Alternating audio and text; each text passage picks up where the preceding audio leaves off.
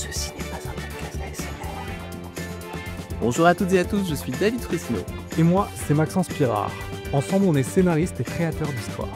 Et justement, après des années dans ce métier, on s'est rendu compte que l'écriture restait encore un grand mystère pour beaucoup de monde.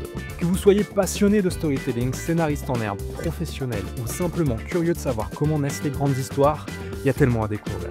L'écriture, c'est vraiment la base de tout projet, que ce soit pour le cinéma, les séries, les documentaires, les formats courts. Et pourtant, peu de gens connaissent les rouages qui se cachent derrière ces récits.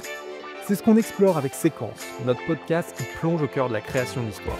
Tous les 15 jours, on reçoit des réalisateurs, des scénaristes, des producteurs, des diffuseurs pour décrypter avec eux leur parcours, leur méthodologie, leurs astuces et aussi toute la partie business étonnante de ce métier. Et ce n'est pas juste pour les scénaristes, tout le monde peut y trouver de l'inspiration, que vous soyez auteur, créatif ou simplement fan d'histoires bien racontées. Et si vous aimez ce qu'on fait, une chose à faire, nous soutenir pour nous permettre de produire de nouvelles émissions plus régulièrement. Rendez-vous sur Patreon ou Tipeee via les liens en description. Le podcast est disponible en audio sur Spotify, Deezer, Apple Podcasts et en vidéo sur YouTube. Alors abonnez-vous, activez la cloche, mettez-nous 5 étoiles et relayez nos formats courts sur les réseaux sociaux. Merci pour votre soutien et à très bientôt pour un nouvel épisode de Séquence. À très vite. J'ai plus de 1 scénariste tout pour track. Henri, c'est François. Je te rappelle au sujet de notre scénario. C'est ça qu'on appelle un flashback? Nous sommes au regret de devoir vous annoncer que votre manuscrit n'a pas été retenu par notre comité de lecture. On ne peut plus se payer le luxe d'investir dans des choses aussi superflues qu'un scénario. Oh, tu sais bien que je lis jamais les scénarios. Je vais lui faire une offre qu'il ne pourra pas refuser. Quand il s'agit de faire un film, les rêves ne suffisent pas. Je crée pour vivre.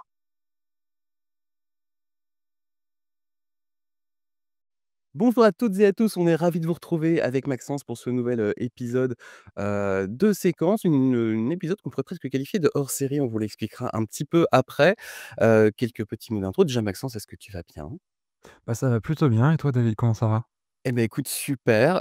Pour ceux qui suivent la version, vidéo, vous verrez que j'ai changé de setup et c'est amené à se reproduire, que ce soit, avec Maxence en même temps ou séparément puisque des fois on peut se retrouver en tournage donc, nous partons voilà avec nos micros et notre équipement donc, voilà la configuration change. C'est pas pour ça, j'ai pas été viré de chez moi, on va être très clair. Mais voilà, c'est juste les aléas de notre métier. On a très envie toujours de continuer à vous proposer, cet épisode, nouveau tous les 15 jours. Également vous remercier puisque chaque démarrage de séquence, les nouveaux épisodes sont meilleurs que les épisodes précédents, donc on est super content. On est toujours dans le top 3 des podcasts qui se sont lancés au même moment que nous. On a eu, moi j'ai eu pour la petite anecdote, il y a pas longtemps, j'ai croisé un producteur, pour la première fois et qui m'a dit: «Tiens, c'est marrant, ta voix me dit quelque chose» et du coup, il a fait la relation, il écoutait le podcast, donc je trouvais ça plutôt assez sympa. Nous allons accueillir notre invité du jour. Alors comme je le disais, c'est un épisode un peu hors série et je vais l'expliquer dans quelques instants. Comment tu vas, Manuel? Bonjour, je vais très bien, merci. Merci pour l'invitation.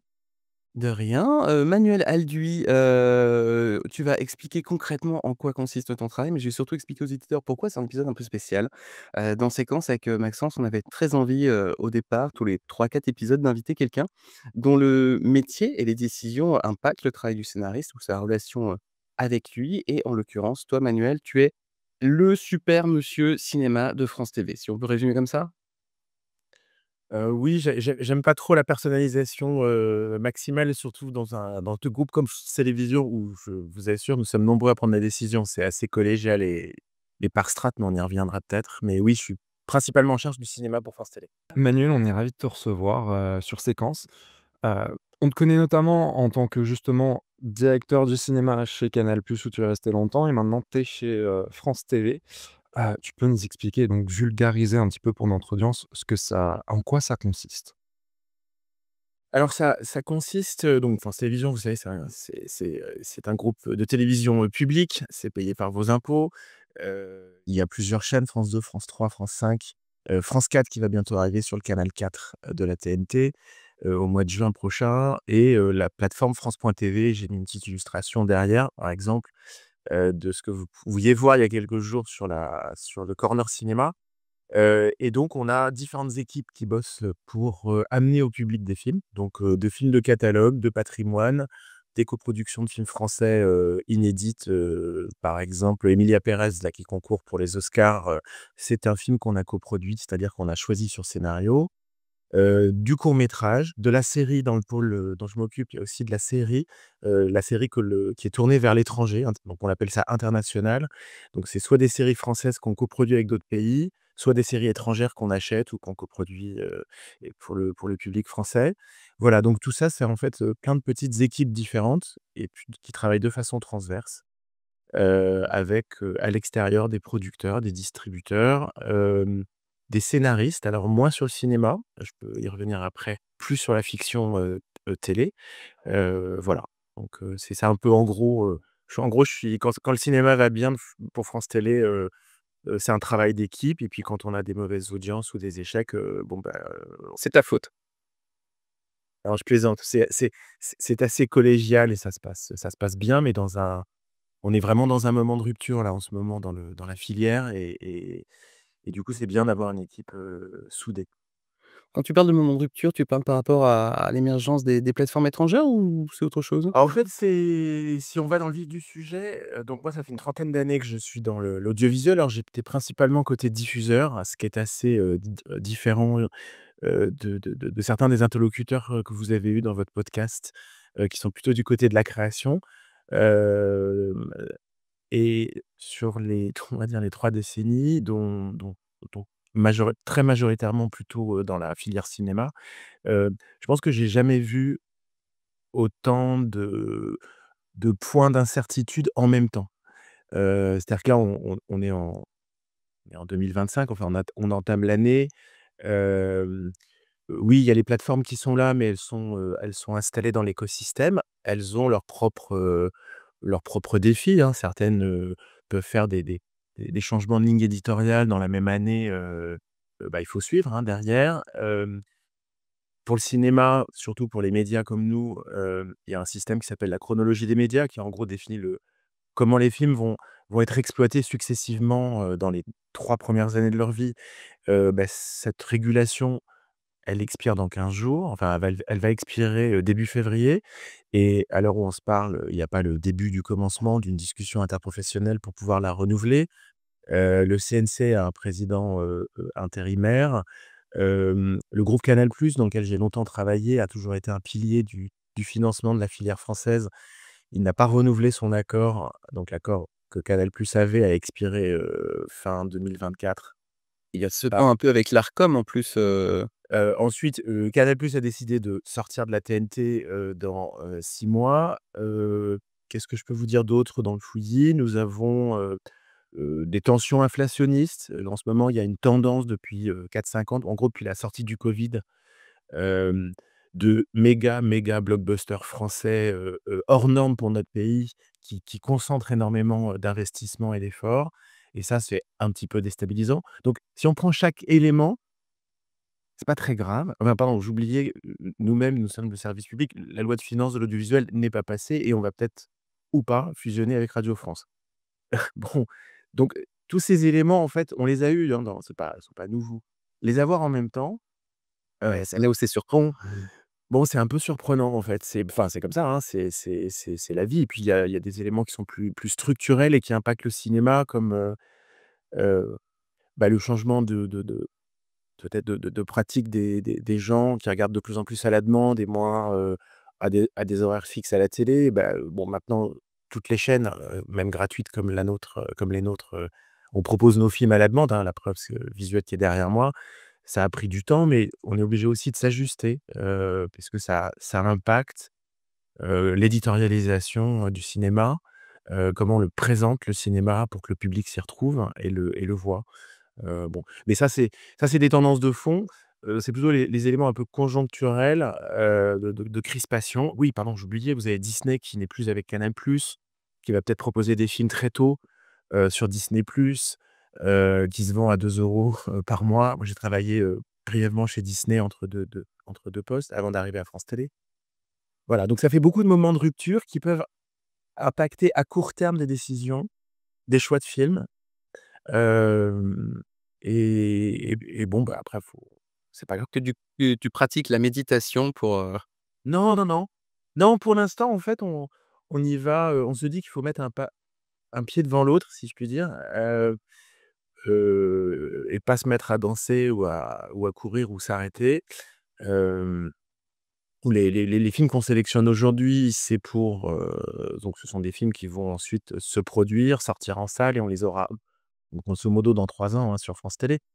entre la décision, d'investir et le moment où, les droits vont s'ouvrir pour nous. Mais par exemple, juste ça, ce constat, peut-être que dans un mois, il faudra qu'on change d'avis parce que s'il y a pas de chronologie, des médias et qu'on passe dans un système de négociation de gré à gré avec les professionnels, bah, faut voir. Donc jusqu'en janvier 2025, on va dire qu'on est encore dans la lancée d'avant. En février, moi, je suis confiant, enfin, je suis pessimiste sur, l'ensemble de notre économie mais je suis assez optimiste sur la filière, c'est-à-dire sur les acteurs qui la composent, enfin sur les autrices, les auteurs, producteurs, productrices et cetera.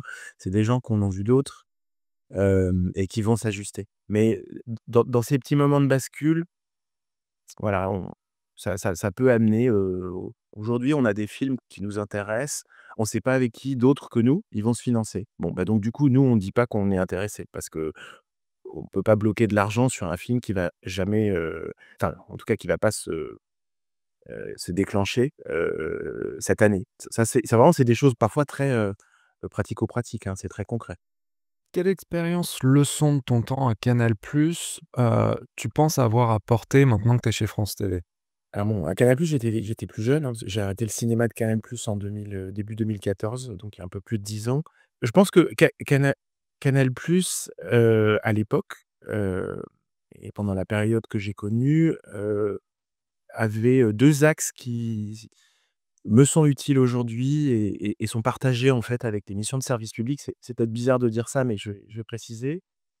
Le premier, c'est que, donc à l'époque, j la logique sur le cinéma que Canal+ suivait, c'était une logique d'offre, c'est-à-dire il faut qu'on ait de tout et pas véritablement, de cases ou d'objectifs d'audience sur chaque film.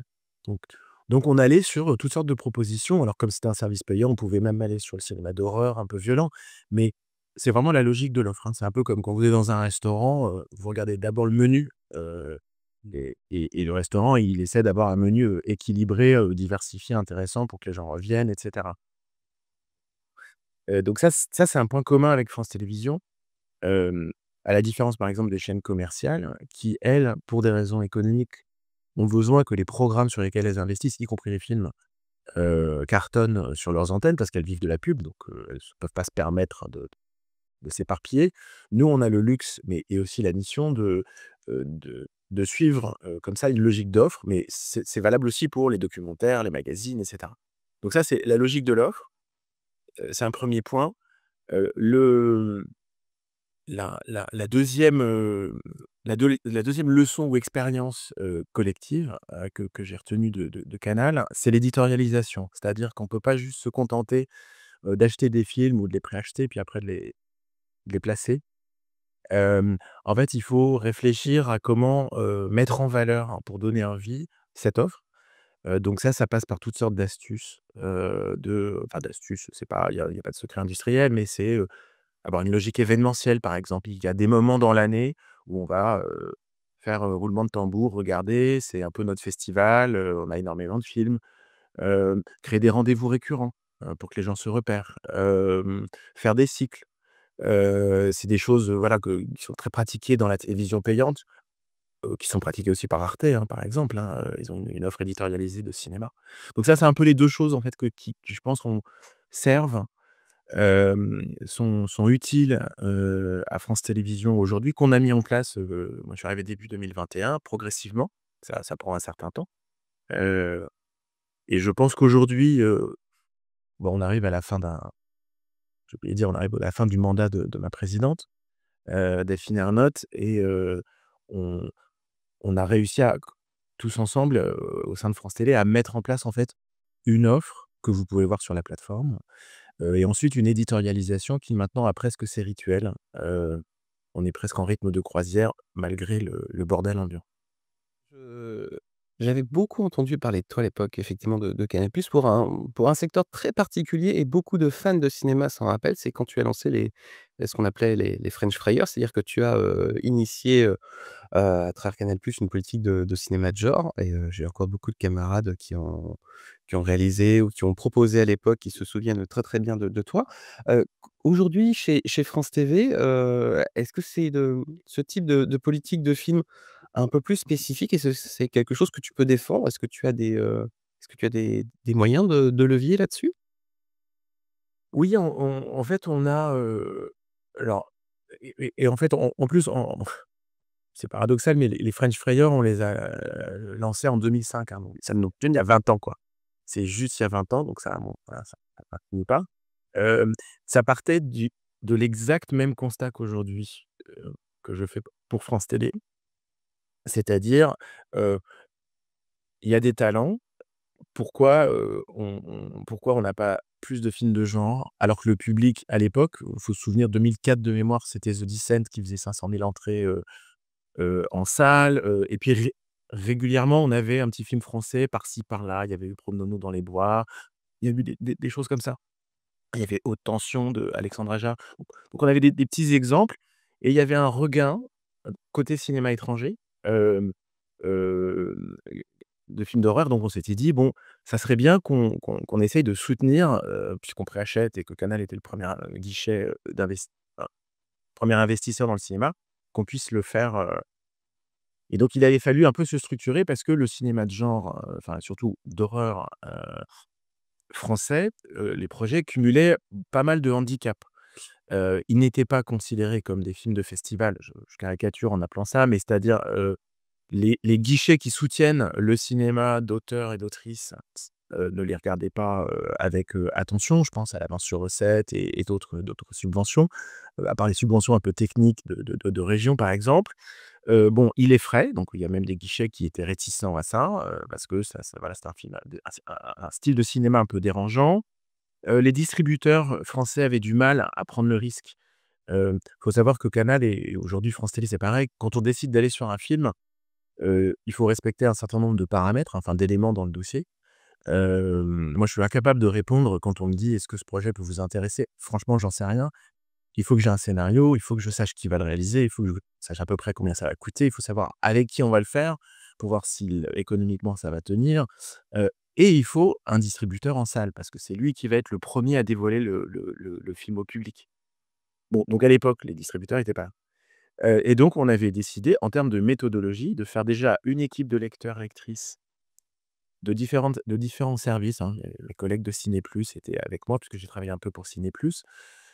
Parce qu'il faut savoir les lire, voilà, il faut aimer ça, et puis, on va dire aux producteurs, bah, envoyez-nous vos projets, on décidera de vous soutenir un peu mieux financièrement que si c'était un film d'auteur heu, de même devis et plus tôt, pour voir si ça va aider.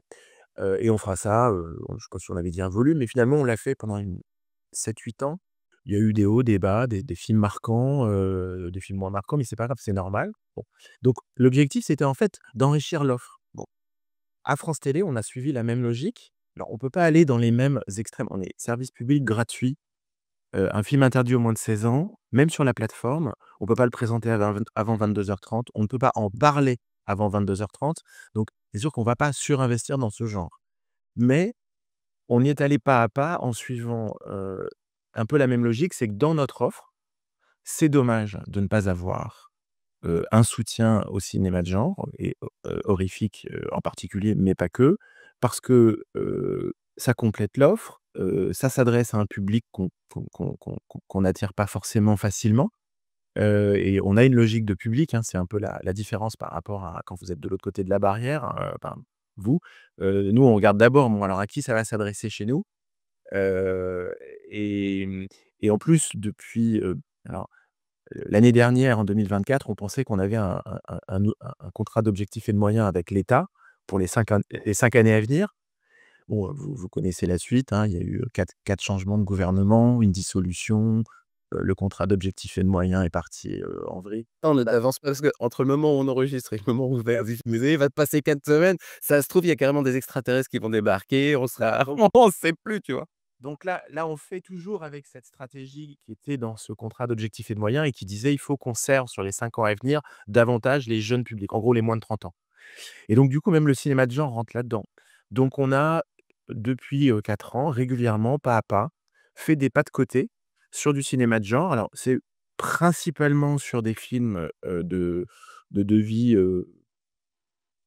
on va dire, petits, pas trop chers. Enfin, je peux vous citer des exemples, Vermine, par exemple. Yes. On a été sur Farang, alors plutôt film d'action. Oui, Le le Dernier Derviche. Chance qui est sorti il y a presque 2 ans. Hem, on est sur un film qui va bientôt sortir qui s'appelle Gibier. Il y a un tournage qui va commencer qui s'appelle Georges Brassens contre les extraterrestres de 2 jeunes réals. Georges Brassens étant le nom du collège.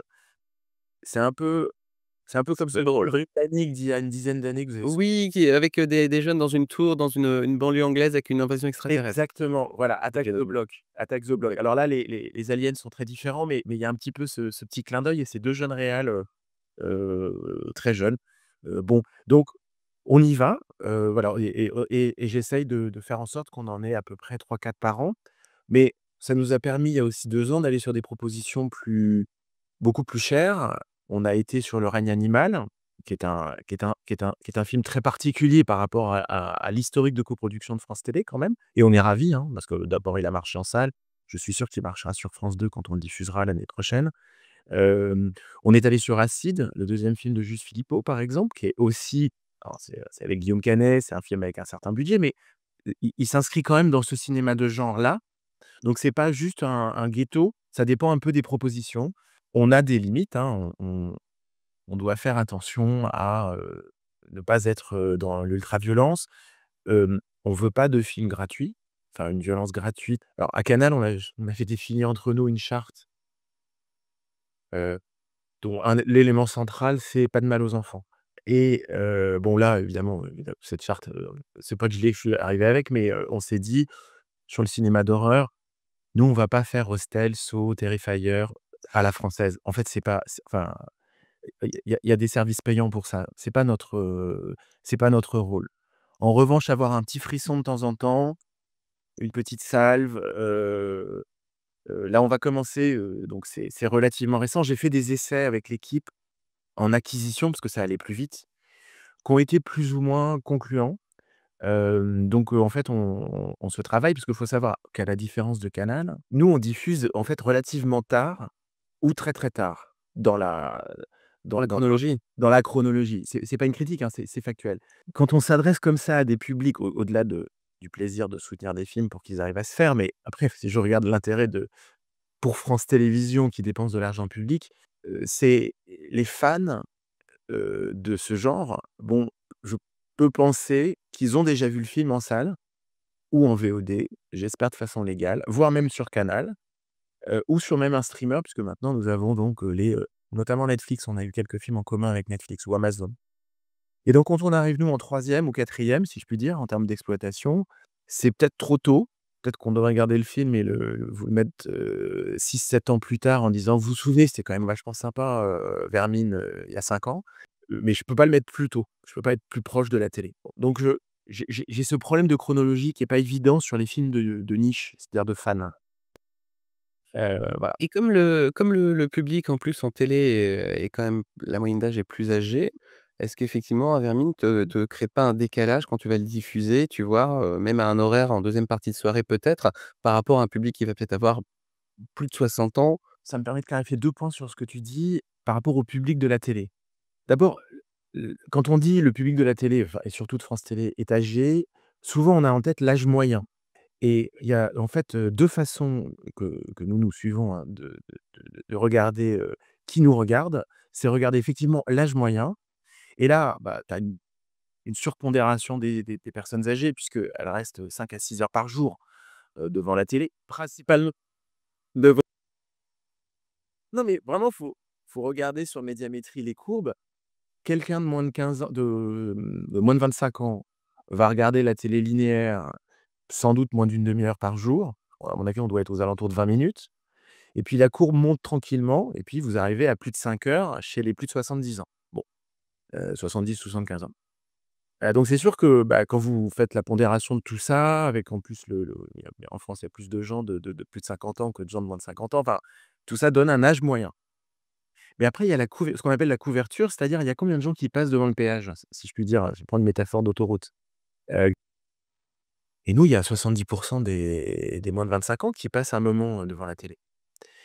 Donc en fait, on a des points de contact avec eux. Et si vous rajoutez, deuxième point, le non linéaire, c'est-à-dire France.tv, bah, sur France.tv, l'âge moyen, donc là, avec la même pondération et cetera, on a déjà gagné 10 ans. On est aux alentours de 42 ans. Enfin, on a même presque ça dépend des chaînes. On va dire qu'on a même gagné entre 15 et 20 ans. Hem, donc quand on va sur des films de genre, heu, pour moi, en fait, l'enjeu, alors surtout dans 3 ans, parce que tout ça va s'accélérer, c'est, que les gens le regardent à la demande. Je me focalise pas du tout sur l'audience. L'été dernier, on a diffusé, Everything Everywhere All at Once. Bon, c'est quand même un petit peu décalé, quoi, par rapport au cinéma de inédit, et même étranger qu'on achète, hein. Alors on l'a mis sur France 5. On aurait pu imaginer une bonne descente d'organes du public, hein, parce que France 5, l'âge moyen, hein, c'est 67 ans. Vous leur mettez vendredi soir, ce film, bon, c'est assez inédit par rapport à Claude Sautet ou un Truffaut ou un Almodovar. On a fait pas une très bonne audience sur France 5, mais correcte. De mémoire, c'est quelque chose comme 500 000 téléspectateurs ou 400 000. Et puis après, on s'en est rajouté 200 000 sur la plateforme et ça va, en fait. Moi, je veux créer en fait, notre sujet sur le cinéma de genre à France Télé, c'est créer des rituels, c'est créer une régularité. Donc là, la saison prochaine, on va enfin avoir, un film un peu frisson à proposer chaque mois. Bon voilà, on commence à avoir un rituel. Parce que vous pouvez des one shot en fait, dans nos médias, ça ne marche pas, en fait. Et je pense que c'est un peu la logique de tout média. Un média, il a une ligne éditoriale, les gens s'attendent à quelque chose, ils aiment bien être surpris parfois, mais si de temps en temps, il y a quelque chose qui ne correspond absolument pas, vous avez de grandes chances, dans le monde, un peu encombré actuel, de passer complètement inaperçu. Et c'est pas notre enjeu. On a fait une opération Halloween, de catalogue il y a 3 ans, quand on a ouvert le cinéma sur France.tv, on a proposé au moment d'Halloween l'année suivante, parce qu'on avait réussi à convaincre un studio, américain, on avait proposé une quinzaine de films d'horreur. Il y avait de l'ultra-violent, c'était à la demande, et il y avait du beaucoup plus classique. Dedans, je vous mets, Psychose, l'intégrale, hein, du Hitchcock. Donc en fait, on avait fait une espèce de café gourmand. Je vous mets un peu de tout. Bon, le très violent avait pas, alors sur les réseaux sociaux, super accueil, tout le monde est super content et cetera. Mais bon, le volume de stream était pas dingue, hem et je pense qu'à l'époque, c'était trop inattendu. En fait, on nous attendait pas là et on est allé trop vite. Donc voilà, ça se construit. Aujourd'hui, est-ce que tu pourrais faire un constat des tendances actuelles? Donc c'est-à-dire ce que toi, tu pourrais te dire, quels sont le type d'histoire que vous avez, enfin, que France Télé ou même actuellement un petit peu partout, vous auriez envie d'aller chercher pour présenter à votre audience? Ça, c'est tous les scénaristes vont écouter en disant: «Bon alors voilà ce qu'il va falloir que voilà ce que je suis désolé envoyé par libre chez années. Fais gaffe Manuel». Ouais, ouais, c'est pour ça, je fais super gaffe et à la différence de la fiction télé et encore, vis-à-vis du cinéma, on est dans une logique de l'offre, y compris nous par rapport au secteur. C'est-à-dire, Mmh. on commande pas, on reçoit des propositions et on choisit entre des propositions et parfois on se laisse surprendre, par des propositions et nous-mêmes, nous sommes censés faire un peu la même chose avec le public. Alors évidemment qu'il y a des films qu'on achète pour une certaine destination parce qu'on pense qu'ils vont marcher. Donc on est dans une logique de la je vais proposer au public ce que je pense qu'il veut, mais c'est pas la colonne vertébrale de faire, de notre logique parce que sinon le cinéma n'est pas le genre le plus facile, pour être dans une logique de la demande, c'est-à-dire de répondre à la demande du public. Alors, en fait, il y a plusieurs points. Nous, on suit 4 axes éditoriaux sur le cinéma inédit français. Donc déjà, c'est principalement français. On investit, sur du cinéma étranger, mais de catalogue, donc je m'adresse aux Français, Françaises et Français. On a 4 grands axes qui sont, on a besoin de piliers de divertissement. Ça suppose avec du cast, ça suppose des histoires simples. Ça peut être un peu dans tous les styles, mais c'est la vocation très mainstream. C'est peut-être notre point commun avec, les chaînes commerciales, de temps en temps. C'est pour ça, mais même dans cette catégorie-là, je vais mettre quelques exemples. On va dans des propositions, je pense relativement singulières. Par exemple, on va quasiment jamais dans des, grosses comédies, françaises. Je ne maîtrise absolument pas le genre. Quand j'étais à Canal, on essayait d'être à chaque fois dessus, hein. C'est juste, nous, France Télé, vous nous voyez pas sur les tuches, vous nous voyez pas sur alibi.com. On pense que c'est pas là où on est. Par contre, oui, on va faire, un pari dingue sur l'amour ouf. ou sur Chien 51 de Cédric Jiménez, qui est ce film qu'il a terminé de tourner, qui est l'adaptation, d'un bouquin, qui est un thriller un peu SF, et cetera. Bon, qui est un film très cher. Donc grand divertissement. Deuxièmement, le cinéma sociétal. En fait, il y a des films qui portent un sujet de société. C'est quelque chose qu'on fait beaucoup en documentaire, on fait beaucoup en fiction, enfin beaucoup, régulièrement en fiction et le cinéma français en plus le fait naturellement. C'est-à-dire des films qui sont des propositions de films, mais qui ont dedans une histoire qui raconte quelque chose de notre Le Vincent Lindon Universe. oui, mais pas que. Laure Oui, Calamy. je plaisante. Non, mais tu vois, c'est, mon inséparable, avec Laure Calamy. C'est pas quand je dis sociétal, c'est pas forcément un film politique. Ça peut être, un film qui parle, de la diversité du pays, au sens le plus large, c'est Tori et Lokita aussi, des frères Dardenne il y a quelques années, enfin il y a 3 ans de mémoire ou 2 ans. C'est le film Presque, on va bientôt faire une soirée spéciale, comme ça je glisse une façon d'éditorialiser le cinéma, c'est de le mettre dans une soirée film plus débat derrière, qui est une recette, assez classique, hein. Il y avait les dossiers de l'écran quand j'étais gamin, donc on n'a pas réinventé la roue, mais ça ne se faisait plus et on voit en plus que donc là, le film Presque, c'est pour parler de la représentation du handicap. Où est-ce qu'on en est? Heu Alors des soirées comme ça, on en fait régulièrement. On a fait, spécial inceste, spécial pédophile dans l'église, spécial viol, spécial, donc c'est même pas la dureté du sujet et le public vient. Donc ça, c'est cinéma, on va dire un peu sociétal. Hem, le grand cinéma, enfin le cinéma d'auteur et d'autrice, c'est-à-dire en gros, c'est le il y a des auteurs qu'on suit. Je pense qu'on a été régulièrement, heu à côté de certains auteurs. Alors attention, spoiler, c'est pas acquis chaque année, personne n'a une rente. Il y a des moments où on s'autorise à abandonner, si je puis dire, un auteur. France Télé, c'est 65 coproductions par an à peu près, donc c'est quand même beaucoup de films et dans ces 65, vous avez en général 15 premiers ou seconds films, chaque année. Bon, bah, s'il y a des premiers seconds, ça veut dire qu'il y a des gens à un moment, on les accompagne plus parce que sinon le le volume ne fait que grossir. Donc du cinéma d'auteur parce que on a envie on est dans une démarche culturelle. Donc là, c'est la cohérence d'un projet, qui va tenir, c'est pas la promesse, heu, de genre ou d'histoire. Et puis la quatrième catégorie, je la mets sous la famille des jeunes publics, mais dedans, ça recouvre le long métrage d'animation, pour les enfants et parfois pas que, hem et Vermine. En gros, tous les films où on peut se dire: ça va être difficile sur France 2 ou France 3, mais j'ai une chance, d'attirer, des moins de 30 ans de façon plus importante que d'habitude dans ce que je fais. Et ça, c'est vraiment une gageure pour nous, hein. Nous, on ne diffuse pas de films américains, comme Star Wars, de super-héros et cetera. Heu, il y a un effet de chaîne, comme on dit, c'est-à-dire, je le disais tout à l'heure, on a un public qui est structurellement différent et donc, on fait séparer. Le règne animal, on est allé à fond sur cette proposition parce que pour nous, elle était dans cette quatrième catégorie. Ensuite, une fois que ça c'est posé et donc quand on analyse un projet, on se dit: On le rangerait où?» Il y a plein d'autres éléments qui arrivent, en plus et qui sont des messages, réguliers qu'on essaye d'envoyer quand même au secteur. On veut aller vers la parité entre réalisateurs et réalisatrices. On n'y est pas.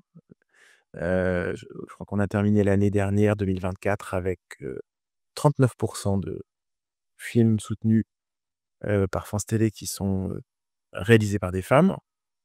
Je peux revenir sur: «Mais pourquoi vous fixez cet objectif?» Parce que ça, c'est un débat qui suscite des frictions régulièrement avec certains. On veut des films qui ressemblent aussi au pays, à la diversité au sens handicap, origine ethnoculturelle, territoire, ne pas être qu'à Paris, classe sociale, avoir tous les milieux professionnels, orientation sexuelle. Donc d'avoir voilà, cette diversité. Je dis pas que tous les films doivent tout porter, mais on a aussi ce regard-là, on se dit: «Ah, ce film-là, il amène ça». Oui, ça fait un écho à une à l'époque et Ouais, voilà, il amène ça. Alors, il est peut-être pas exactement dans ce que je disais avant, c'est pas une évidence, de divertissement, c'est pas une évidence, de cinéma d'auteur réussi parce que, bah, c'est un premier film donc, bah, il y a toujours une prise de risque et cetera. Mais il a ses éléments de diversité. Donc on a ça. Dans la diversité, je mets, par exemple, l'outre-mer. Les France Télé, c'est pas, juste, l'Hexagone. Et donc on a ce point d'attention, dès qu'il y a une proposition qui a un ancrage ultramarin, on on y va. Enfin, en tout cas, si le film tient la route, on va le suranalyser. Bon, donc ça, c'est la diversité. Heu dans mon menu, non, je pense que j'ai été assez complet là. En fait, j'ai des axes transverses, la diversité, les réalisatrices, et des axes un peu plus éditoriaux, c'était les 4 grandes catégories. Après, si je regarde le marché, enfin, en gros les propositions, alors moi je vois pas tout passer. Nous avons 2 équipes, France 2 Cinéma, France 3 Cinéma, qui sont, les premiers réceptacles, si je puis dire, d'à peu près chacune 350 longs métrages par an. Il y a de l'overlap, hein, mais ça fait, je pense qu'on doit recevoir à peu près 400-500 films, par an, à mon avis, au total, différents. On n'a pas fait véritablement d'analyse sur qu'est-ce qu'on reçoit, qu'est-ce qu'on reçoit pas, parce qu'on est tellement focalisé sur qu'est-ce qu'on peut et qu'est-ce qu'on ne peut pas, que c'est compliqué, mais ça serait une analyse intéressante. Ce que je vois, nous, ce qui nous réjouit, c'est que si je compare avec, quand j'étais à Canal, aujourd'hui, il y a beaucoup plus de diversité au sens, général du terme. Il y a beaucoup plus de propositions, originales, de propositions qui tiennent en compte la diversité du pays. Il y a plus de films de réalisatrices. On commence à voir aussi des réalisatrices, qui ne sont pas cantonnées que dans le cinéma d'auteur, enfin d'autrices, intimistes, et qui vont là, on a reçu un projet de film de genre, un peu gore, hein, mais qui est réalisé par une femme, donc écrit avec un garçon. Donc ça m'amuse, je me dis: «Chouette, ça on sort un peu». Heu, on a des propositions qui vont dans le fantastique, qui vont dans le polar. Donc en gros, là, il y a un panorama. Moi, je me souviens les moments à Canal un peu marquants pour moi, c'était, bon, bah, il y a pas de cinéma de genre, ça c'était, donc on en a parlé il y a 20 ans. Mais pourquoi? C'est bizarre. Ensuite, c'est, bon, le polar, a été tué par la télé dans les années 80-90, par la fiction télé. Donc on a quasiment plus de films policiers. Et puis, Olivier Marchal est arrivé, je caricature, mais on a eu Olivier Marchal, on a eu Go Fast avec Roche Dizem, et cetera. Bon, je dis: «Ah chouette», donc et ça c'était, un marqueur. Et ensuite le troisième élément de préoccupation qu'on avait à l'époque, c'est, peu importe le style, si je suis un peu méchant, je vais dire, il y a quand même beaucoup de films blancs bourgeois. Et donc par exemple Go Fast, Roche Dizem, oui, il a montré qu'il pouvait être aussi un policier. Aujourd'hui, ça, c'est une évidence, ce que je dis, et je pense que les plateformes nous ont vachement aidés, les Netflix et autres, dans leur fiction et tout, à en fait, à ouvrir l'univers des possibles dans, qui joue, qu'est-ce que je montre, comment je le montre. Bon, donc le cinéma, je le trouve très très diversifié. Mon inquiétude, c'est, en fait, la polarisation, extrême, heu, du secteur entre des films qui ont des moyens et des films qui n'en ont pas. Tu as des budgets aujourd'hui entre, 1 et 3 et puis au-dessus de 10-15, mais effectivement toute la vague du milieu, elle est Ouais. comme les classes moyennes, ça disparaît. Oui, c'est ça. On a et alors on avait eu des débats dans la filière, bon, ça fait un peu archéologue de dire ça, mais sur, la crise des films du milieu. Il y avait eu un rapport, de 13 professionnels, qui avait été emmené par, Pascal Ferrand. Je ne sais pas si vous vous en souvenez? Bon, c'était de mémoire, dans les années 2009-2010 que cette réflexion commençait à nous agiter, heu heu, considérant il y avait une polarisation. Alors à l'époque, c'était, une inquiétude. L'inquiétude venait du fait qu'on avait les 2 guichets payants, Canal+ principalement et TPS, ça fait vraiment, non, il y avait plus TPS, pardon, il y avait TPS puis ensuite OCS, heu, avaient dans leurs accords avec la filière, un fléchage de leurs investissements qui était coupé à les films en dessous de 4-5 millions, 4 millions pour Canal, 5,35 pour OCS, et au-dessus. Et donc tout d'un coup, on voyait qu'il y avait une concentration des films qui étaient juste en dessous, et puis après, hop, à des devis supérieurs. Bon, donc crise des films du milieu, c'est pas nouveau comme concept. Mais aujourd'hui, c'est plus grave. C'est plus grave parce que ça se voit même en salle. En salle, depuis le covid, on a des bons succès, et il y a un élément très positif, c'est qu'un film qui ne marche pas en salle, je le dis pour tous les trolls, négatifs sur le secteur, va peut-être quand même très, très bien marcher après. Et le cinéma, c'est vraiment ce qui le distingue, c'est la longue traîne. Enfin, le film L'événement d'Audrey Diwan, récompensé à Venise il y a 3 ans, il est sorti, il a fait à peine 100 000 entrées. On a fait une soirée spéciale sur le lendemain de la constitutionnalisation de l'IVG l'année dernière, le début mars 2024.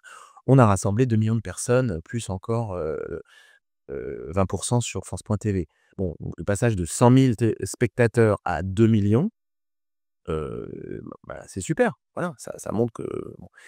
Mais quand même, pour les distributeurs qui, eux, ne sont intéressés que principalement par la salle, au en tout cas au début, et il y a des films, y compris des films que nous avons soutenus, qui parfois ne dépassent pas les 100 000 entrées, parfois font même pas 50 000, parfois font 10 000. Donc on a cette polarisation en salle qui est extrême et on l'a dans les devis en amont. Franchement, là, quand on voit arriver quelques projets, parce que oui, il y a des films à plus de 10 ou 15 millions, mais il y a aussi ces films à 30 ou 40.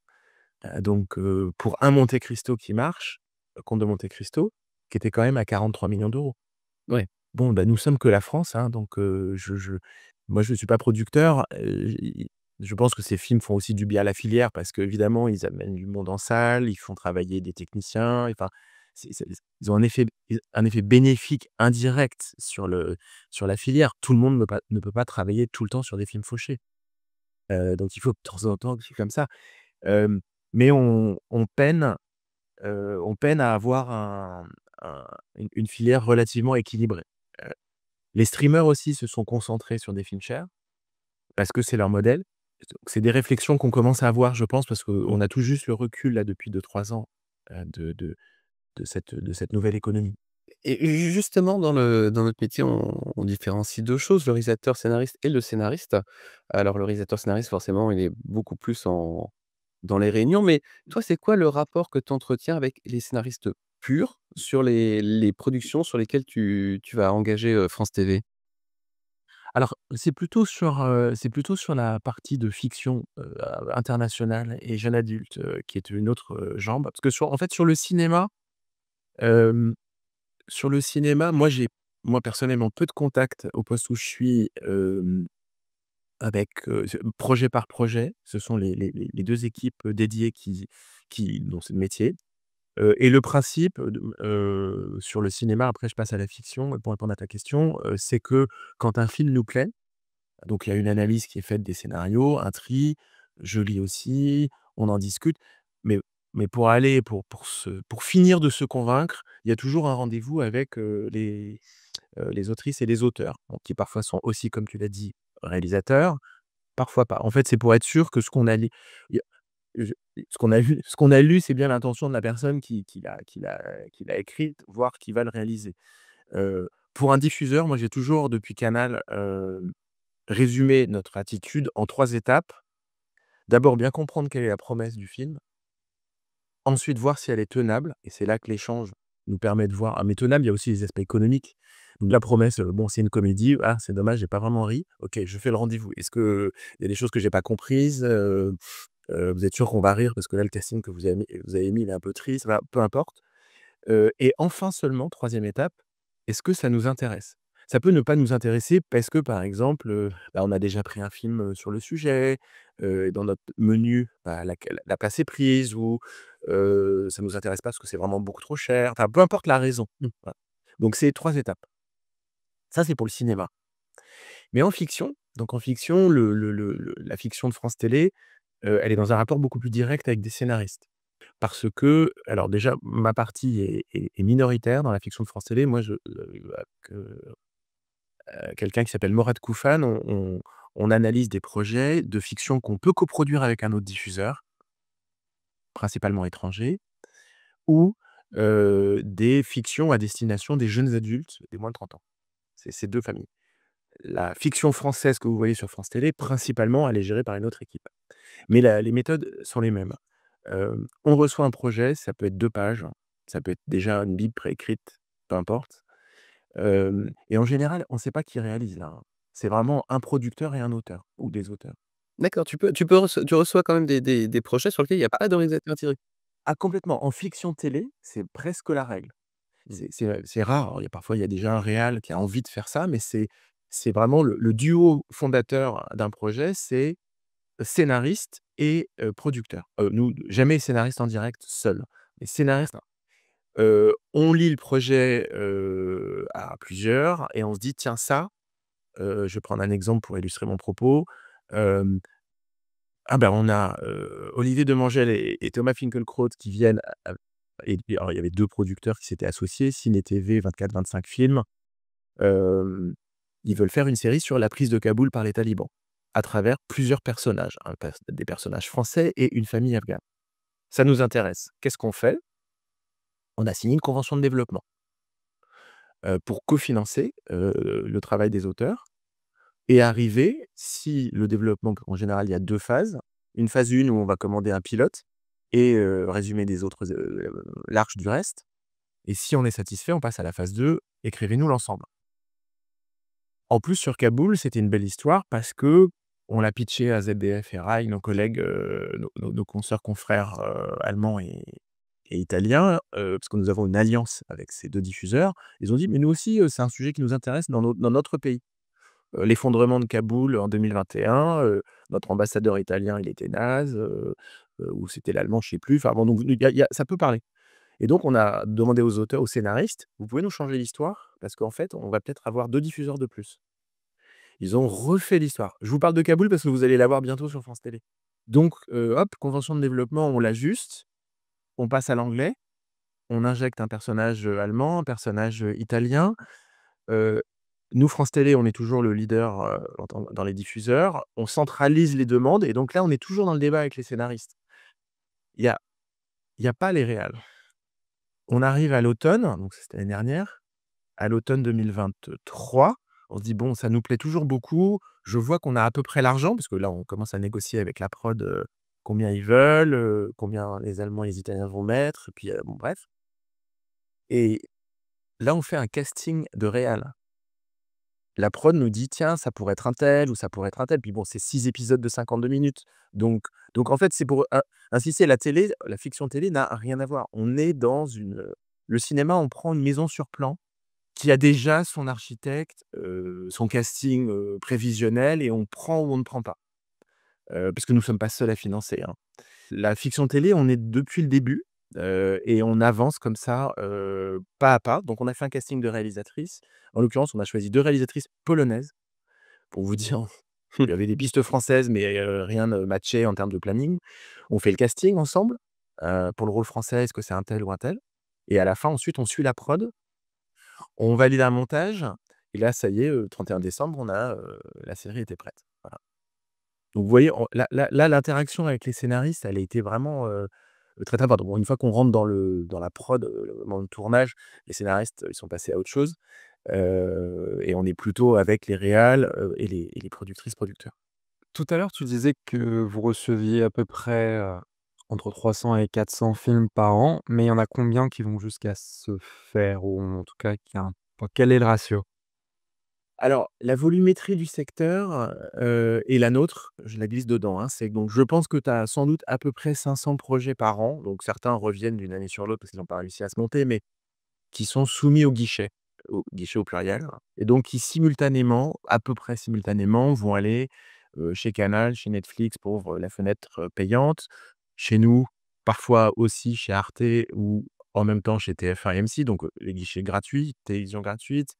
Certains ont eu l'avance sur recette, aussi, il y a et donc on va dire la même année, ces 500 projets, il y en a à peu près 250 qui vont réussir à partir en production. D'accord. Dans les 250, vous en avez à peu près 150 qui vont avoir au moins un diffuseur, payant. C'est assez rare, parfois Arte, mais, c'est assez rare d'avoir un diffuseur gratuit et pas de diffuseur payant. Dans ces 150, les télévisions gratuites, en cofinancent à peu près une centaine. Donc 500 projets, 250 qui se font. Je parle des films vraiment franco-français, hein, avec peut-être un peu d'argent, mais les stats du CNC parfois mélangent, des coproductions, françaises qui sont minoritaires françaises. Donc 500, 250, 150 avec une télé. La télé gratuite en prend à peu près une centaine et ben, donc nous, dans cette centaine, on en a à peu près les 2/3. Ou une grosse moitié, 55, Ouais, voilà. OK. Et les autres, et ensuite, par ailleurs, il y a des films qu'on n'a pas pris, enfin, on n'a pas été convaincus, ou au moment du scénario, ou on a fait un autre choix, enfin ça bon, je dis toujours, on se trompe vraiment au moins une fois sur deux, hein. Il y a pas on n'a pas du tout la science infuse, hein.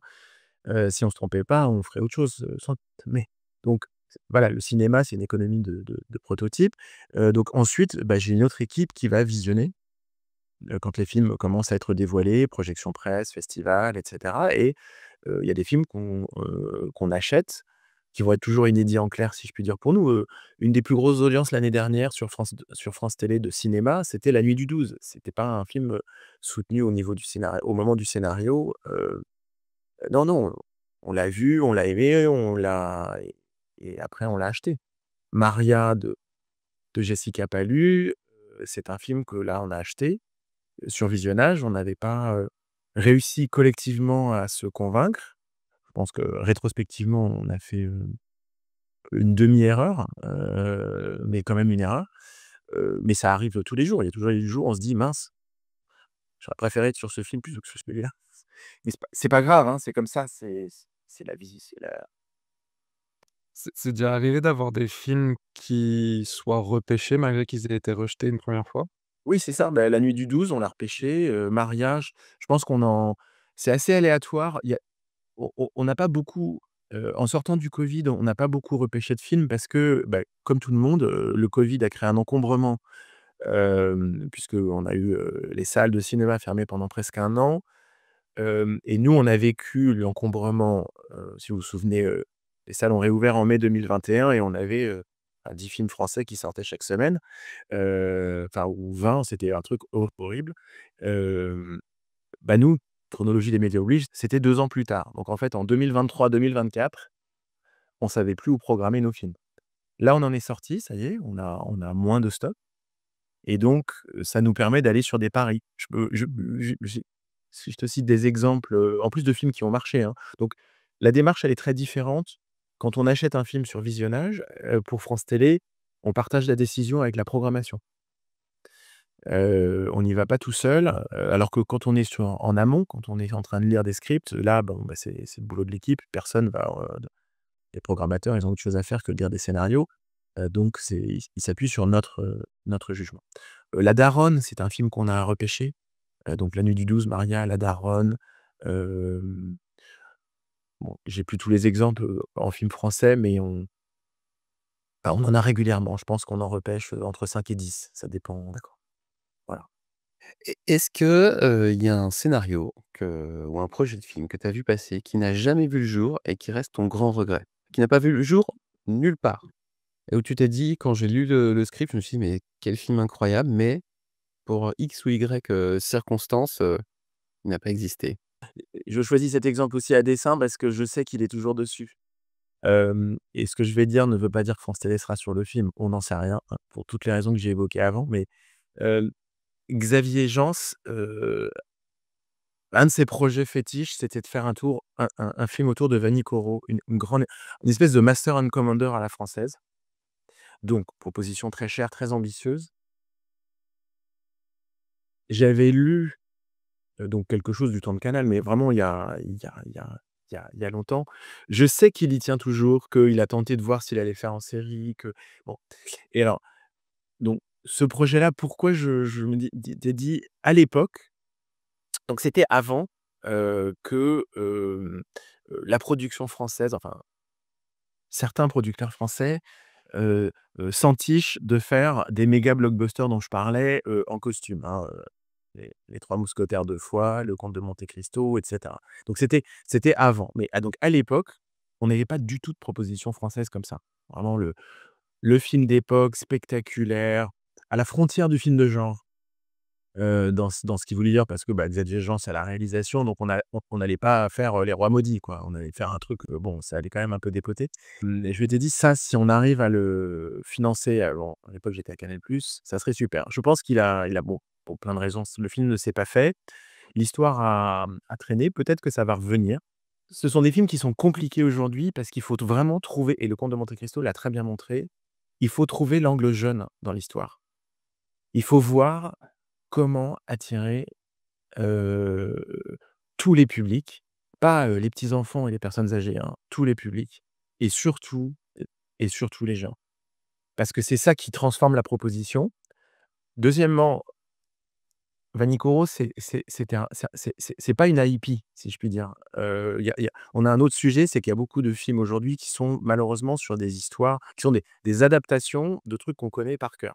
Bon, c'est bien, hein, faut en faire de temps en temps, mais c'est pas le summum de l'originalité et en plus, vous vous ouvrez à un autre risque, c'est que si vous faites un pas de côté trop important par rapport à l'histoire d'origine, vous pouvez même décevoir, vous pouvez troubler. Nous en fiction, en projet de fiction, on a eu des déconvenues en allant sur des IP, si je puis dire, et en allant beaucoup trop loin. Alors, sans aller jusqu'à faire Abraham Lincoln, contre les vampires, où là, vous dites tout de suite dans le titre au public: «C'était freestyle». Il y a rien de beau, c'est les projets de fin de soirée, toi. Ouais, voilà, ça, c'est les projets de fin de soirée. Mais nous, on n'était pas très loin de ça, mais sans le fun avec, alors c'était en fiction télé, on a fait, on était à bord, on a coproduit une série de plus portée par la RAI qui s'appelait Leonardo, sur Léonard de Vinci. Et là, bon, moi, je suis arrivé en cours de projet, le projet a été initié avant, mais j'aurais peut-être fait la même erreur. On s'est emballé sur l'idée, c'est original, on a, dans cette histoire, vous avez sans doute pas vu la série, on l'a diffusée il y a 3 ans. Hem, une partie réelle, chaque épisode raconte comment Léonard de Vinci a créé, la Joconde, ceci, cela, cela. Et une partie totalement inventée qui va faire l'arche, c'est, il a une femme et il l'a tuée et il y a une enquête policière. Bon, sachant qu'il était homo, hein. Ouais. Et là, donc franchement, on a perdu tout le monde. Tout le monde parce que: «Mais qu'est-ce qui est vrai? Qu'est-ce qui est pas vrai?» Donc pas assez barré, on n'était pas assez barré comme, Abraham Lincoln contre les vampires, où là, on sait qu'on est vraiment, très loin. Heu, on était un peu à côté, quoi et bah, franchement, ça a été un flop d'audience total, mais je l'ai senti quand je commençais à expliquer la série aux journalistes, quand on l'a annoncé en grille. Elle dit: «Alors oui, bon, j'ai vu, mais Manuel, c'est pas évident». Mmh. Elle t'a dit: «Mince». Et là, j'ai dit: «En fait, vous avez complètement vrai». Je me suis dit: «Oh là là là là là». On a fait vraiment des audiences bon voilà, donc ça, c'est un peu le risque quand on va sur des IP. Pardon, je me suis un peu égaré, mais en cinéma, donc j'ai ce film-là, en tête parce qu'en fait, ça fait longtemps, il va peut-être revenir. Heu, aujourd'hui, il y a les plateformes ont pris aussi une place dans le cinéma, mais le cinéma qui sort pas en salle, c'est-à-dire qu'elles font de plus en plus et ça, moi, je l'avais pas vraiment vu venir, alors que ça c'est assez logique de leur part. Vous avez des gros films, qui vont directement sur Netflix ou sur Disney+ et cetera et ça change un peu la donne dans notre vision, en fait, de ce qui s'écrit et de ce qui se fait, de ce qui se fait pas. Hem, les regrets, puisque j'ai pas totalement répondu à la question: «Qu'est-ce qui manque?» Et donc attention, hem, en fait, on on n'arrive pas on a rarement des propositions de rom-com, d'amour, de sentiments, le cinéma français, aujourd'hui, il va facilement dans, le grand spectacle en costume, l'art, même le thriller, le sociétal, le «je regarde mon nombril», le tout ce que vous voulez. Mais des propositions de romance, même drôles, même décalées, enfin dans la romance, il y a toutes sortes enfin, nous on brasse beaucoup, beaucoup de films de catalogue, hein. France Télé, on diffuse 500 films par an. Donc là, les 65 films dont on parle depuis tout à l'heure, c'est la partie la plus chère, celle qui prend le plus de temps et le plus d'argent. Mais nous, par ailleurs, on achète 440 films chaque année, de toute nationalité, pour nos différentes chaînes et France.tv. Donc on voit en fait, l'année dernière, on s'est fait 3 cycles de comédies romantiques, hein, en costume, pas en costume, jeunes, âgés, enfin voilà, on essaie de trouver des axes, pour faire, voilà, des petits box sets, vidéo. Hem, mais en proposition d'histoire, on n'en a pas tant que ça. On a eu, un film que j'ai bien aimé, mais qui s'est complètement, qui a pas du tout le public qui était, à toute allure avec, Eya Aidara et Pio Marmaille, qui est sorti à l'automne. Vous avez sans doute pas vu parce qu'il a pas fait 100 000 entrées, qui était une vraie sur le scénario, une vraie proposition de comédie romantique bien écrite, bien rythmée, presque à l'américaine, bien. Mais on n'en a pas tant que ça en fait des histoires d'amour, voilà. Donc et pareil en fiction télé, hein, nous en ce moment, il y a une fiction qui marche très, très bien, ça s'appelle Made in France. C'est chez mes collègues de la fiction française. Elle a fait un carton sur la plateforme parce que les fictions télé, on les diffuse d'abord sur France.tv et puis une semaine ou 2 plus tard sur, une case. Donc je pense que dans le moment très gris, très anxiogène, la facilité de faire des films sur, nos anxiétés au pluriel, mais les gens, ils ont aussi besoin, d'histoires de résilience et je m'évade quoi et ça, de façon positive et optimiste et voilà. Donc c'est un peu mon regret. Alors c'est pas un regret sur un film, c'est plutôt sur un manque de genre dans cette grande famille. C'est pas un appel à projet, hein, là, ce que je dis, c'est juste, Mmh. n'hésitez pas à faire de l'amour, quoi. Non, mais complètement, on en avait parlé avec, Milan Moget qu'on avait reçu dans le podcast, qui est le co-scénariste d'Un petit truc en plus et effectivement qui expliquait le succès aussi en disant: «Bah, on a fait une proposition où ça plombe pas en fait, où Ouais. finalement tout le monde est positif, même les méchants ils sont gentils et quand ils sont arrêtés par la police, bah, finalement c'est bien en fait», tu vois? Donc Ouais, c'est ça. Non, mais c'est ça. Alors, ils sont je pense ils ont été surpris par oui, leur succès comme tout le monde, hein, enfin, parce que mais ça vraiment, ils ont je suis tout à fait d'accord, ça a résonné, hem, ça a résonné avec quelque chose. Les gens, je suis pas en train de faire, je pense qu'on nous, on cherche pas du divertissement gratuit à tout prix, c'est pas ça.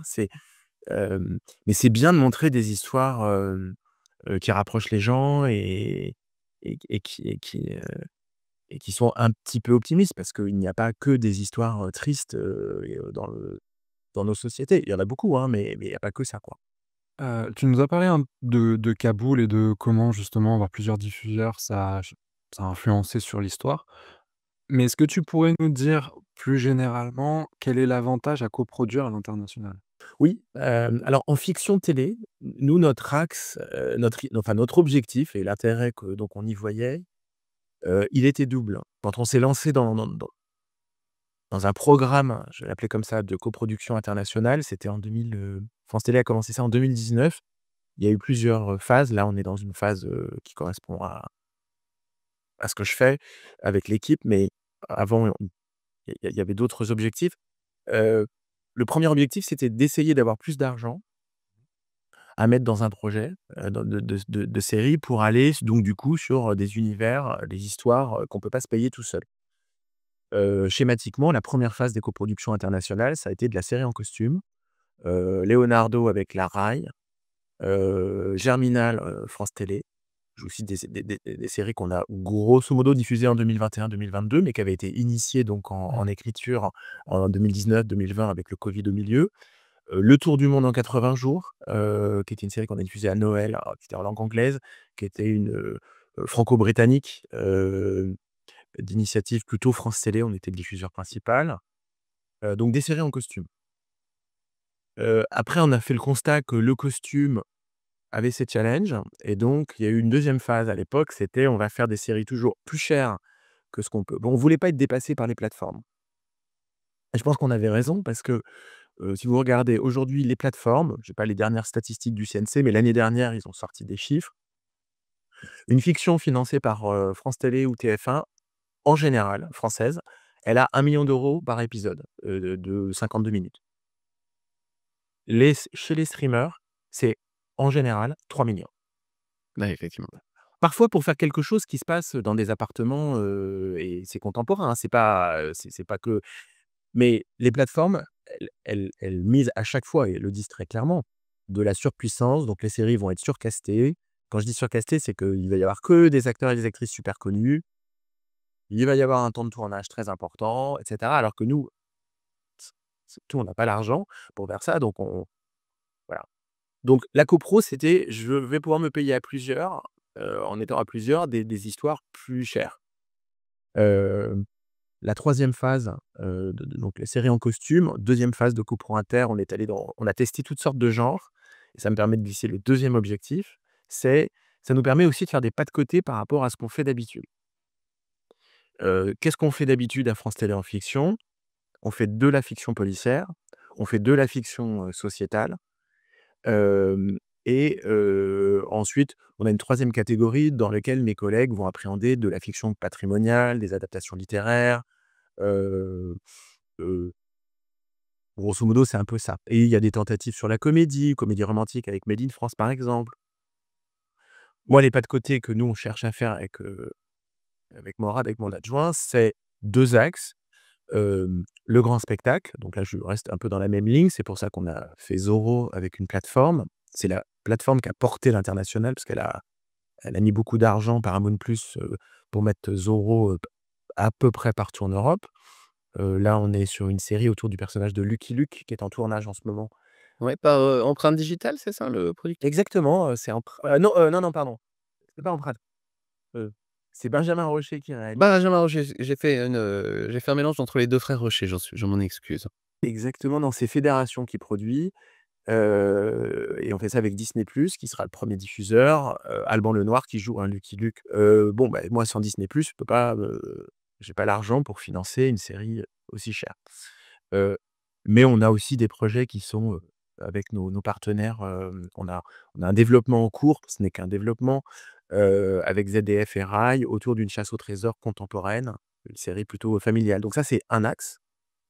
Et le deuxième axe, Kaboul se met dans ce deuxième axe, que l'on suit depuis 3 ans, un peu plus de 3 ans, c'est de la série, heu, je vais l'appeler politique ou géopolitique, c'est-à-dire il y a une arène qui est un sujet normalement de conversation dans différents pays, pas drôle, la crise climatique, le l'islamisme, on a une autre série qui a fini son tournage, qui était, l'histoire de journalistes de différents pays, qui lutte contre les fake news et des manipulations d'élections, organisées par, les Russes. C'était avant la guerre en Ukraine, là, avec ce qui se passe un peu partout, ça prend une résonance qu'on n'avait pas imaginée à l'époque, mais donc là, à la base, l'histoire, c'est un thriller, hein. C'est en termes de genre, je suis pas en train de faire un cours sur les fake news ou un cours sur, Kaboul, hein, c'est pas ça. Dans les 2 cas, on est plutôt dans le thriller. Kaboul est un peu plus dans le thriller dramatique parce que voilà, c'est l'effondrement, d'une ville et c'est une série qui est pas drôle. Bon, donc ça, c'est notre deuxième axe. On a annoncé un projet qui est en écriture. Donc là, encore une fois, je ne sais pas qui le réalisera. Autour de, donc la reine, c'est, la révolution du voile, comme on l'appelle en Iran. Et donc on a reçu un projet qui était entre la France et l'Iran, un franco-iranien d'une soixantaine d'années qui retourne en Iran chercher sa petite fille qui a 16 ans, qui elle s'est fait attraper par les mollahs parce qu'elle a pas voulu porter le voile. Et c'est une série qui se fait avec une prod française, Haut et Court, et une prod iranienne. La société de Zahar, l'actrice, El Brahimi, qui avait eu la palme du meilleure actrice à Cannes il y a 3 ans. Bon, voilà, donc ça, c'est une série, ça là aussi, c'est un drame, mais dans une arène un peu politique. Ça me fait rebondir sur, ce une question de Stéphane Carrier qui est, dans l'épisode numéro 7 de Séquence que je vous invite vraiment à écouter. On lui a dit que tu venais, on lui a demandé s'il avait une question, par exemple, à te poser. Effectivement, lui, ça revenait sur, effectivement, sur le côté fiction internationale où, il se demandait ce qui t'avait effectivement, convaincu d'aller sur Kaboul ou sur Cœur Noir. Donc, ce que lui appelle le genre un peu militaire et ouais, qu'est-ce qui a fait, vraiment basculer, le passage de France TV sur ce genre particulier? Parce qu'on est Alors, tu parlais de thriller, mais ouais, c'est vrai que lui parlait de militaire et au départ, je me suis dit: «Tiens, c'est oui, c'est assez pertinent comme, non, c'est vrai et Kaboul, il y a pas mal de kakis, hein, parce qu'il y a il y a 3 personnages et il y en a 2 qui sont des soldats, donc Cœur Noir, Cœur Noir, c'était une série, c'est une de nos coproductions, dites internationales, même si elle est d'initiative française, hem, qui était dans ce moment, à France Télé où on cherchait à explorer des genres différents. Donc, au même moment, faut t c'est pareil pour le cinéma, quand on voit de l'extérieur ce que l'on a fait, c'est toujours, et c'est normal, hein, difficile de se dire: «Mais dans quel contexte on l'a choisi?» Et bah, nous, on raisonne dans les contextes annuels ou tous les 2 ans. Donc Cœur Noir, c'était dans la période où on a fait aussi une tentative dans, le thriller un peu polar, on a fait une adaptation d'un bouquin de Guillaume Musso, La jeune fille et la nuit. Bon, ça maintenant, je fais plus. Heu, On a fait, une série fantastique, qu'on a diffusée l'été dernier, qui a moyennement marché, qui était un peu vintage et qui s'appelait Ouija. Donc des ados, allemands et français en 82. Il y a un meurtre un peu fantastique qui se passe et ils font une enquête. On a fait donc il y a eu toutes sortes d'explorations, voilà, ça et donc bon, on est sur la saison on a fait Les Gouttes de Dieu, par exemple, on l'a diffusée l'année dernière, elle a eu un Emmy. Épisode 8 de séquence. Non, mais c'est une super série, mais à ce moment, France Télé se disait: «Bon, la copro Inter, faisons un peu de tout». On a fait biopic de Bardot, bon. Là, aujourd'hui, Kaboul reste dans notre ligne, Cœur noir l'est un peu moins. Pourquoi Kaboul reste dans notre ligne? Parce que, l'histoire, elle est organiquement internationale. Donc c'est pas vraiment le genre militaire, c'est que la série Inter et ça s'est aggravé, si je puis dire, parce que c'est une raison économique et pas, artistique. Pour faire une série avec d'autres pays, d'autres diffuseurs, une plateforme ou d'autres diffuseurs étrangers, il faut que ça leur parle. C'est une évidence, mais malheureusement, en fait, on est obligé de se la poser vraiment presque dès le concept. Et donc, on ne regarde, en série internationale aujourd'hui, que des séries qui sont dans les 2 axes éditoriaux que j'évoquais, hein, le divertissement, familial, la série de pour Noël, si je puis dire, ou la série avec une arène, politique, intéressante, un peu service public derrière. Et il faut que l'histoire soit organiquement internationale, sinon on n'arrivera jamais à convaincre un diffuseur étranger de venir aborder le scénario. Et donc Kaboul est un des meilleurs exemples. L'autre série sur les journalistes, elle s'appelle, Le Collectif. C'est inspiré d'un vrai collectif de journalistes qui s'appelle Bellingcat. Si vous faites bellingcat.com, vous allez voir. Aujourd'hui, ils sont un peu plus célèbres. C'est vraiment d à la base, c'était des journalistes amateurs et qui ont, prouvé, il y a 10 ans, que c'était bien les Russes qui avaient abattu, cet avion de ligne qui était tombé en Ukraine. Bon, alors maintenant, aujourd'hui, ils font vraiment ils débunkent énormément de fake news. La productrice, à l'origine du projet, elle avait fait un doc sur Bellingcat. Elle dit: «Tiens, je pourrais faire un thriller en fiction». C'est pas le genre militaire, pardon, je reviens là-dessus, c'est le genre militaire, on aime bien, mais Cœur noir, nous, ça a bien marché sur France Télé, mais c'est pas évident parce qu'on a fait cette série avec Amazon, hein, sinon on ne pouvait pas se la payer et on pense qu'Amazon a pris une grosse partie du public jeune et donc nous, on a eu un public qui était finalement un peu comme, ce que je disais sur les films de genre, français, tout à l'heure, on a diffusé juste derrière, donc je pense qu'il y a pas beaucoup de gens qui se sont dit: «Tiens, je vais le revoir sur France Télé». Donc on a eu un public différent, donc un peu plus âgé et quand même relativement masculin. Stéphane Carrier avait une deuxième question, parce qu'en fait, moi, ma dernière question, c'est une question que je vais prendre chez nos anciens invités, hein. Je suis vraiment une grosse, gros flemmard. Et plus sérieusement, il se posait la question de savoir si, là, à l'Inter, vous faites beaucoup de mini-séries, mais est-ce que le principe de séries avec des saisons, c'est quelque chose qui est en projet? Alors je sais que Les Gouttes de Dieu, il y a une saison 2 qui se profile, mais je ne sais pas si France TV est dessus. Mais est-ce que c'est quelque chose sur, l'international où tu te projettes, tu te dirais: «Tiens, j'aimerais bien avoir mon Succession sur 4 saisons, mon Game of Thrones ou autre?» Ou il faut que ça soit bâclé? Non, en fait, il faut nous, on cherche à avoir des histoires bouclées. On s'interdit pas la deuxième saison, mais on met un peu de côté les histoires qui arrivent en disant: «Tiens, j'ai déjà en tête mes 3 saisons». Ça, on les regarde pas pour des raisons économiques, d'une part et pour des raisons de programmation, d'autre part. La raison de programmation, c'est que, hem, la fiction qui alimente les grilles, pour le public, c'est la fiction nationale. C'est là qu'on a les héros récurrents. Nous, notre mission, c'est de faire l'événement, tenter de faire l'événement et donc de nous insérer, dans, les cases, en disant: «Toudou, venez être surpris». On est dans la logique du pas de côté. Bon, la série internationale chez France Télé, en fait, elle est assez similaire au cinéma. Il y a peu de récurrence. Chaque projet est très différent, même si je vous les ai organisés en 2 lignes éditoriales qui ont l'air super cohérentes, franchement, les projets, à chaque fois, on se met collectivement, en jeu. Bon, donc on se projette pas dans des récurrents.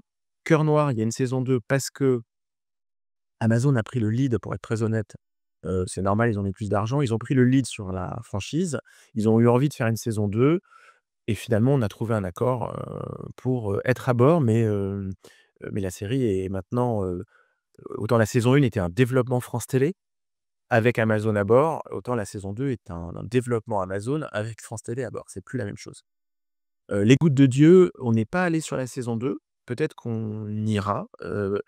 On n'a pas réussi à se convaincre parce que d'y aller pour une raison simple. Les plateformes sont des boîtes noires.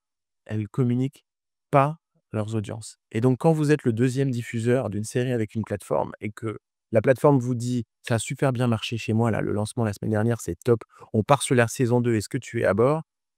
Je dis: «Bah, moi je diffuse dans 1 an, hein, les amis, donc je vais pas rajouter un 2e risque. Donc bah, je vous dirai dans 1 an». Et donc c'est le mon cœur noir, on a ça a failli être ça et les Gouttes de Dieu, ça a été ça. C'est je ne pouvais pas engager la boîte et convaincre mes collègues de France Télé de prendre le risque d'aller sur, les Gouttes de Dieu saison 2 sans savoir ce que les Gouttes de Dieu saison 1, allait faire, en termes d'audience et d'image.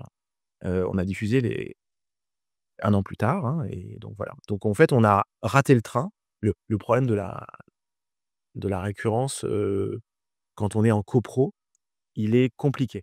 Il est compliqué parce qu'en fait, tu dois reconvaincre tes différents diffuseurs qui sont pas forcément tous, au même niveau, d'appréciation de la série. Moi, Le Tour du monde en 80 jours, on était presque partant pour aller à 2. ZDF qui nous a aidés, non. Bon, alors du coup, voilà. On a diffusé Abyss avec Cécile de France, je sais pas si vous vous souvenez de cette série? Très bonne série, j'ai adoré. Voilà, bon ça, c'est une série qui nous est venue nous étions minoritaires, c'est la ZDF, c'est un projet plutôt allemand. Ça a cartonné, à date, c'est, la série internationale la plus regardée sur France Télé. Vraiment, on a fait à peu près 3,5 millions, 3,6 millions de téléspectateurs par épisode. On avait mis tous les épisodes sur la plateforme, avant et tout. Presque, ouais, 35-40 de l'audience était sur France.tv. Enfin vraiment, super souvenir. On a dit à ZDF: «Chouette, on fait la saison 2?» Et eux, ils nous ont dit: «Ah non, non, non, hein. Ah non, ouais, trop cher pour nous». Nous non, peut-être que ça reviendra, mais en fait, de pour répondre à ta question en une phrase, c'est tu peux faire des héros récurrents quand tu n'as qu'un seul diffuseur à bord, Mmh. qui prend le lead et qui permet économiquement, de faire la série sur une saison 2, une saison 3. Mais quand tu es tout seul, enfin pardon, quand tu dois être à plusieurs diffuseurs, réussir à motiver, tes 2 ou 3 ou 4 diffuseurs de revenir, nous on va diffuser Kaboul peut-être 6 mois avant la ZDF.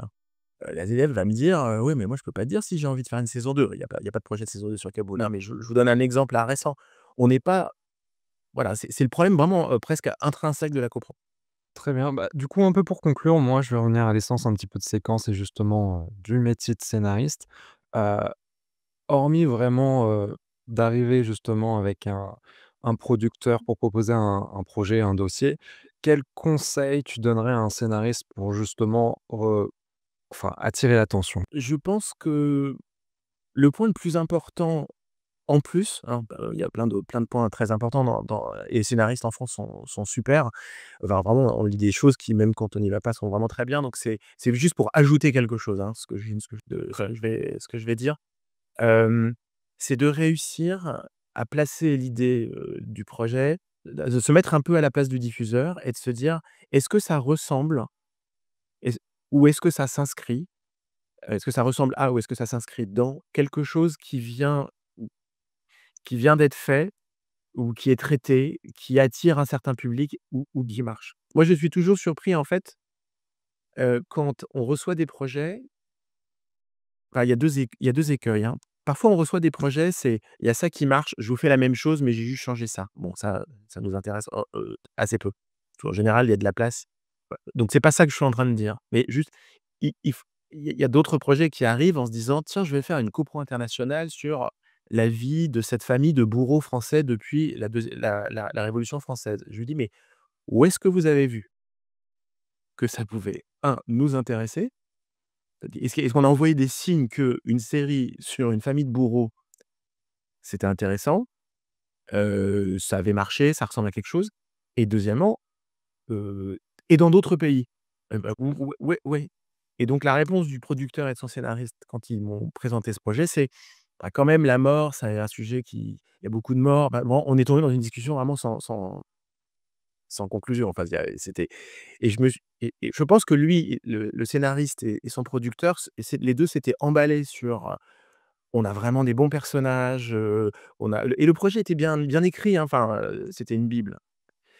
Mais du coup, quand vous n'avez absolument pas de lien naturel avec le diffuseur, dans la proposition artistique qui est faite, il faut super muscler du coup tout le reste, en fait. Moi quand quand Benjamin Charby est venu avec Zorro, bah, Zorro, nous, en tant que tel, on n'a pas envie de faire une série sur Zorro. Genre, on a diffusé les Zorro avant, on s'est pas dit: «Il faut faire Zorro».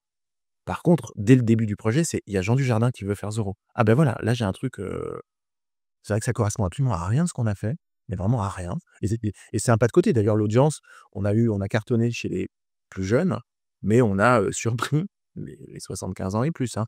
Donc la série, elle a correctement marché, mais on savait qu'on n'allait pas faire le plein de tout le monde. Mais tu vois, Zorro, donc là, donc en fait, faut choisir, faut vraiment avoir ça en tête, c'est tu viens voir un diffuseur, c'est soit Mmh.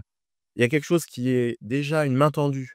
Je vous ai entendu dire ça, je pense que regardez, les autres, ils ont fait ci il y a 3 ans, il y a un mouvement général en ce moment, on a quand même c'est dans l'air du temps, c'est dans le zeitgeist, enfin, il y a un truc qui nous parle, qui pourrait nous parler ou alors vous aviez pas pensé, mais mon truc est quand même génial parce que mais quand tu arrives pas à te mettre dans à répondre à cette question, qu'est-ce qui m qui tu vois, à choisir ta voie entre le A et le B, ça veut dire qu'en fait, le scénariste et le producteur, ils ont juste pensé à eux, à leur truc. Et sont absolument pas demandé comment à France Télé, au-delà de me convaincre personnellement ou quelqu'un de l'équipe, on allait réussir à se convaincre collectivement. Parce que nous derrière, après chaque projet, tu vois, faut qu'on les pitche en interne, hein. Moi, j'ai des réunions en interne où je vais dire: «Avec l'équipe, on a envie de rentrer sur une série sur Kaboul». Je dois faire le je me fais le Oui, tu refais le même travail qu'un scénariste auprès de son producteur et que le producteur auprès de toi. oui, oui et on va se le faire en cascade, hein, parce que parfois on a un premier comité, puis un deuxième, la hiérarchie change, tu vois? Donc c'est comme pour les films, hein. Les films, faut on est convaincus nous-mêmes et après, il faut qu'on arrive à convaincre derrière. On n'est pas, c'est pas notre argent, c'est pas notre boîte, hein, donc et c'est ça qui est c'est le vraiment les projets qui tombent à l'eau, dès le début, c'est ceux où on se dit: «Mais d'où ça sort, en fait?» Je ne vois pas le truc unique auquel on n'aurait jamais pensé et je ne vois aucune correspondance avec ce que je suis en train de faire. Bon et pourtant on communique régulièrement, tu vois? Je pense sur nos lignes éditoriales, sur nos performances et cetera. Bon, donc c'est pour moi, pour un scénariste qui est souvent en train de penser à autre chose et c'est normal, le petit plus, c'est ça. C'est j'ai pensé que mon truc pouvait vous intéresser, soit parce que vous y avez pas pensé, voilà pourquoi. Ou alors, écoutez, je m'inscris dans ceci, qui devrait vous correspondre, sans être dans le copycat, hein. Mmh. Eh ben, Manuel, l'entretien arrive à son terme. On va te libérer parce que tu as un rendez-vous qui enchaîne derrière, où tu vas pitcher donc une rom-com qui se passe en milieu militaire sur une coproduction internationale qui n'aura pas de saison 2. Voilà, c'est ça. En tout cas, un grand merci de nous avoir consacré ce temps parce que je sais que ton temps est très précieux, était très demandé et je trouve ça, on trouvait avec Maxence, vraiment chouette que tu acceptes voilà, de venir, t'adresser à notre audience sur ce point de scénario, mais aussi de production qui, je pense, est important parce que c'est vrai que nous, on le voit en tant que scénariste avec Maxence, c'est que on a aussi besoin de connaître les tenants, les aboutissants du reste de la chaîne de production et de diffusion, pour pouvoir, proposer, comme tu le disais d'ailleurs en fin d'entretien, des projets qui soient, sur lesquels on va pas se faire retoquer parce que c'est à chaque fois forcément pour les scénaristes qui nous écoutent une douleur et que des fois cette douleur on peut se la limiter un peu en prenant en compte effectivement ce que tu disais. Merci Manuel, à très bientôt. Merci On beaucoup. continuera et tu es le bienvenu sur Séquence si jamais voilà, tu as d'autres choses, on verra l'actualité. Bah, merci beaucoup à tous les 2. Merci de m'avoir invité, je suis très honoré et bonne continuation. À bientôt sur les réseaux. Avec grand plaisir, merci beaucoup. Maxence, merci. Nous, on se retrouve dans pas longtemps pour bosser. Comme ça Dans simple. quelques minutes. Voilà, exactement. Merci à tous d'avoir écouté ce nouvel épisode de Séquence. On vous fait la petite promo habituelle qui est très bonne pour les algorithmes. Mettez des étoiles, mettez des pouces, en parlez-en à votre mamie, peut-être qu'elle a envie d'écrire des scénarios et de les proposer. En tout cas, on vous embrasse fort toutes et tous et à bientôt pour un prochain épisode. Salut tout le monde.